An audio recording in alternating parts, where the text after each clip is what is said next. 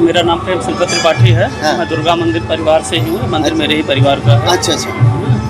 यहाँ का इतिहास यह है कि जो है ये राजा काशी नरेश के परिवार से भगवती। काशी नरेश राजा जी का क्या नाम था? ये राजा सुबाहु है। राजा सुबाहु। अच्छा ना, ठीक है। यहाँ का इतिहास थोड़ा लंबा है, कहें तो बताएं? हाँ बताइए। ठीक है। इतिहास ही जानने के लिए हमारी टीम दिल्ली से चल के यहाँ आई। अच्छा। हम तो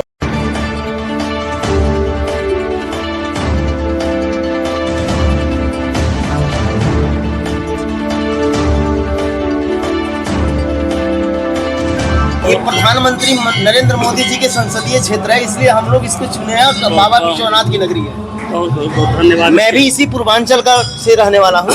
मेरा गोपालगंज बिहार में घर पड़ता है, और इसलिए आपके थ्रू ये जानकारी मिलेगी और सटीक मिलेगी और दर्शकों को बहुत फायदा। देखिए है क्या कि मेरे यहाँ इस मंदिर का इतिहास आपको कहीं नहीं मिलेगा, सिर्फ देवी भागवत छोड़ करके। अच्छा, इसका पूरा इतिहास देवी भागवत में हम लोगों ने बता के पर्यटक विभाग को भी, है ना, बता करके हम लोग संक्षिप्त में बोर्ड भी आगे लगवा दिए सड़क पे। तो यहाँ पे जो है एक अयोध्या के राजा थे, उनको दो रानियाँ थी। ठीक है। तो उनका पहले क्या था इतिहास में कि जो बड़ा पुत्र होता था वही राज्य का उत्तराधिकारी माना जाता था, उसी को राजा बनाया जाता था।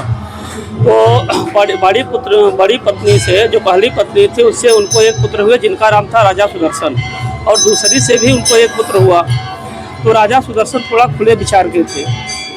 तो छोटी वाली जो था वो सोचा कि जो है, क्योंकि परंपरा रही है कि बड़ा पुत्र ही यहाँ इस गद्दी का उत्तराधिकारी होगा, तो हम इसको क्यों न इसको मरवा दें, और इसको मरने के बाद जो है मैं गद्दी पर बैठ जाऊँगा। तो राजा सुदर्शन थोड़ा अच्छे स्वभाव के थे, तो खजानसी ने उसको बताया कि ऐसा षड्यंत्र आपके खिलाफ रचा जा रहा है, आपको मारने की प्लानिंग आपका छोटा भाई बना रहा है। वो राजा दुधिराज का पुत्र था वो। तो उसके राजा सुदर्शन के मन में आया कि जब मेरे छोटे भाई के मन में इतनी लालसा आ गई है राज्य को लेकर के, तो मैं राजपाट ही छोड़ देता हूँ। तो पहले ऋषि महर्षि जंगल में रहा करते थे, आज की तरह तो है नहीं कि बना करके आश्रम है। तो राजा सुदर्शन वहाँ से निकले रात में और अपना घर द्वार छोड़ करके ये मेधा ऋषि के आश्रम में चले गए। मेधा ऋषि जी। तो उसी आश्रम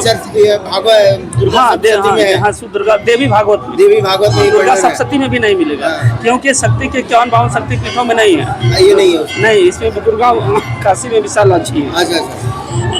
तो जाकर के वही रहने लगे, चूंकि छोटे थे राजा। विंध्यवासिनी का उसमें है? नहीं, उसमें वो भी नहीं है। नहीं, विंध्यवासिनी भी नहीं। तो अष्टभुजा है। अष्टभुजी है। हाँ। तो अब समस्या क्या है कि जब वहाँ रहते थे तो चूंकि राजा का लड़का था, तेज था ही, तो उसी आश्रम में रहने लगे। रहते काफ़ी दिन बीत गया वहाँ। जब तो ये छोटा जो सौतेला भाई था वो सोचा कि कहीं न कहीं तो होगा, वो बड़ा होगा तो आएगा राज्य लेने के लिए। तो पता लगाते जो है वो उसको पता चला कि मेधा के ऋषि के आश्रम में है। तो पूरा सेना ले करके ऋषि के आश्रम पे चढ़ाई कर दिया वो। और चूँकि पहले के ऋषि महर्षि आज की तरह तो थे नहीं, उन्हें ज्ञात हो गया कि शत्रु आ रहा है। तो उन्होंने उसमें एक नपुंसक भी था। तो गुरुजी ने बुला करके कहा कि बेटा क्लेम आ रहा है। हाँ। तो राजा सुदर्शन को लगा कि हमारे गुरुजी आज्ञा दे रहे हैं कि बेटा क्लेम का जप करो, जो भी भाव में आया होगा। तो शक्ति का स्वरूप जी, शक्ति का स्वरूप है। तो उन्होंने बैठ करके वो अपना क्लेम जपना शुरू किए। ये सब गए पूरा आश्रम का देखभाल छाने होने, कहीं कुछ उनको देखने को मिला नहीं। तो उन्होंने इतना जप किया कि भगवती वहीं पे प्रकट हुई। मेरा बज रहा है, भगवती वहीं प्रकट हुई। और राजा सुदर्शन से उन्होंने कहा कि बेटा आप तुम वर मांगो। अच्छा।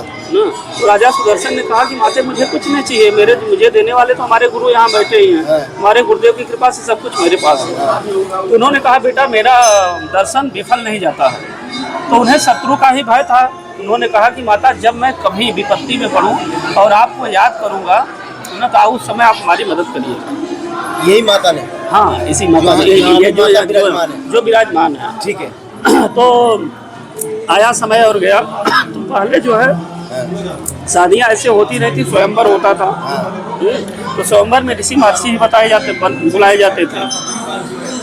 तो काशी के राजा यहाँ जो है उनकी लड़की शशिकला। एक मिनट, बनारस की जो राजघराना काशी महाराज थे जी, उनका संबंध इस मंदिर से क्या रहा, उनका क्या योगदान बस मैं वही बता रहा हूँ, संक्षिप्त में बताइए। बस वही बता रहा हूँ। अब आएंगे और उनका नाम भी बताइएगा जो। तो अब राजा सुबाहु जो है वहाँ पे तो उन्होंने अपनी कन्या शशि कला का ना स्वयंवर किया। अच्छा। तो उसमें सारे राजा बुलाए गए थे। अच्छा। लेकिन इनका भाई भी तो कहीं का राजा था, वो भी आया था। अच्छा। तो भगवती ने शशि कला को स्वप्न दिया, अच्छा। है ना, कि सुदर्शन को ही पति स्वरूप में स्वीकार करो।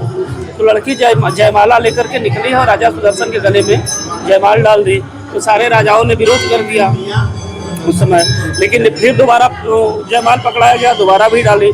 तो राजा सुबाहु ने कहा नहीं, अब इसी वर्ष में इनकी शादी करूँ, अब इसी लड़के से इसकी शादी होगी। तो उसका जो भाई था वो सोचा कि मौका यही अच्छा है, ठीक है, अब यही इसको मार दिया जाएगा तो मेरा शत्रु भी यही समाप्त हो जाएगा।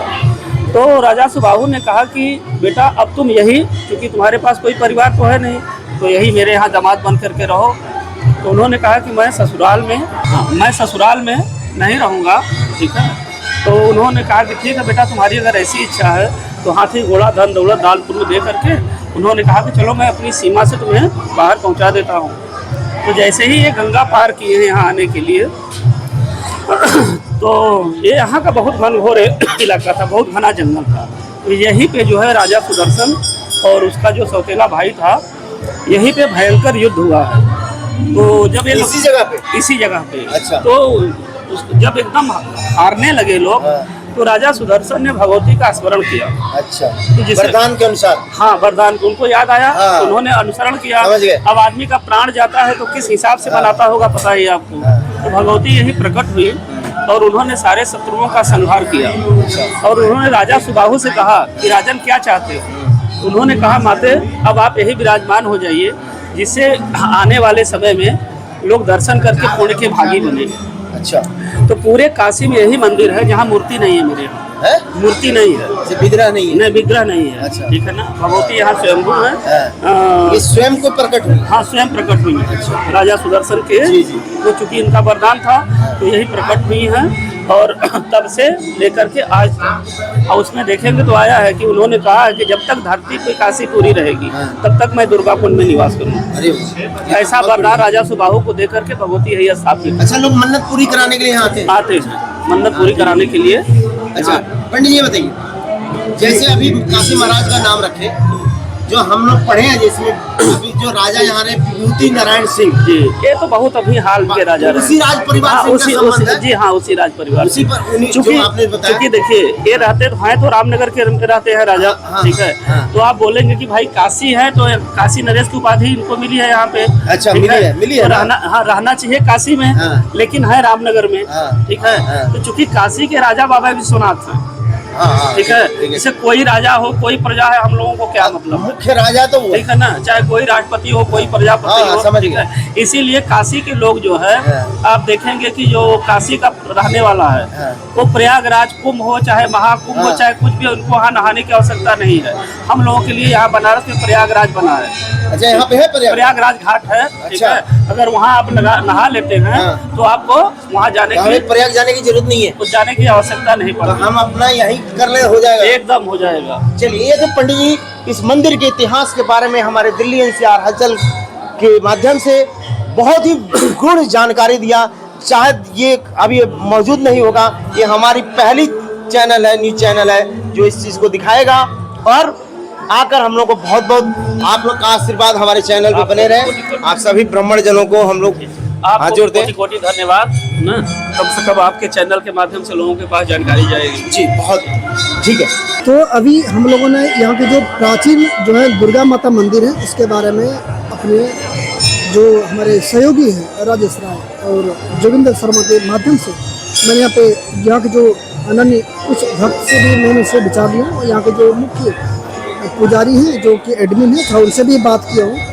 इस विषय पर उन्होंने विस्तृत रूप में जानकारी दिया। बाकी आज के इस खास प्रोग्राम और इस जो चर्चा जो हुई उस विषय पर आप लोगों का क्या वक्तव्य है, अपना अनुभव अपना विचार जरूर हमारे साथ साझा करें। इस प्रकार के तमाम खबरों के लिए बने रहिए NCR हलचल साथ में। और हाँ, इस चैनल को सब्सक्राइब कर अपना विचार जरूर लिखें। बहुत बहुत धन्यवाद। जय माता दी।